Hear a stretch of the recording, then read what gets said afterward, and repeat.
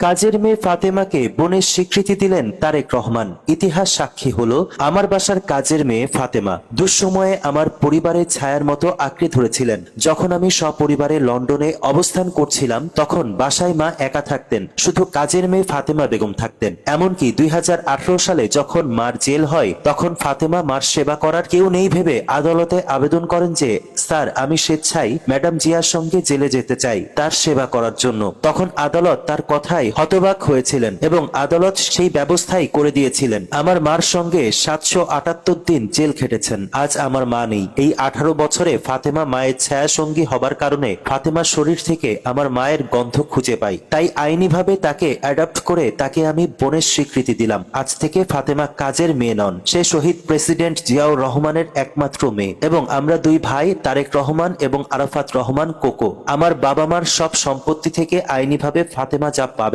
তাকে তাই দেওয়া হবে। সেই সাথে জিয়া পরিবারের একমাত্র মেয়ে হিসেবে মর্যাদাপূর্ণ আসনে অধিষ্ঠিত করা হলো। তাই দেশবাসী এবং আমার বাবা মার রেখে যাওয়া বিএনপি দলের সকল মানুষের প্রতি অনুরোধ, আমার বোনকে আপনাদের নিজের বোনের সম্মানের চোখে দেখবেন। আমার বোন ফাতেমার জন্য দোয়া এবং শুভকামনা রইল। এবং সেই সাথে ফাতেমা বেগম সব জায়গায় তারেক রহমান এবং আরাফাত রহমান কোকোকে ভাই পরিচয় দিতে পারবেন। জনাব তারেক রহমান আরো বলেন, পৃথিবীর ইতিহাসে কেউ কারোর জন্য জেল খাটে না, কিন্তু ফাতেমা তার মনিব বেগম খালেদা জিয়ার জন্য স্বেচ্ছায় জেল খেটেছেন। কারণ আমার মা সম্পূর্ণ অসুস্থ ছিল। ফাতেমা মার সেবা যত্ন করার জন্য মহামান্য আদালতে দাঁড়িয়ে বলেছিলেন, স্যার, আমার মনিব খালেদা জিয়ার আমি ছাড়া কেউ নেই, তিনি অসুস্থ। তাই মহামান্য আদালতের কাছে হাত জোর করে অনুরোধ করছি, আমি স্বেচ্ছায় আমি জেলে যেতে চাই আমার মনিব বেগম খালেদা জিয়ার সেবা করার জন্য।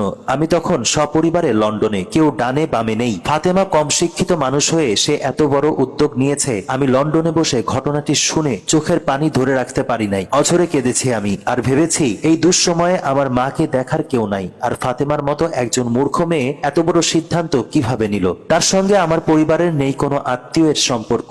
সে আমার বাবার প্রতিষ্ঠিত বিএনপি দলেরও কোনো পদে নেই। তারপরেও ফাতেমা যা করেছেন তার ঋণ আমার পরিবার কোনোদিন শোধ করতে পারবে না। ফাতেমা 2009 সাল হইতে একটানা 30 ডিসেম্বর 2025 সাল পর্যন্ত নিরলস পরিশ্রম করে গেছেন আমার মায়ের পেছনে দীর্ঘ 18 বছর। তার এই ত্যাগে আমাদের ঋণী করে ফেলেছেন। আর ফাতেমার শরীরেই আমার মায়ের গন্ধ খুঁজে পাই। সেই জন্যই ফাতেমাকে রাজপথ থেকে রাজপ্রাসাদের একজন সদস্য বানিয়ে নিলাম। তাই দেশবাসীর কাছে এবং আমার বাবার গড়া বিএনপি দলের নেতাকর্মীর কাছে অনুরোধ করব, ফাতেমাকে আপনাদের বোনের চোখে দেখবেন। ও আজ থেকে আমার আপন ছোট বোন।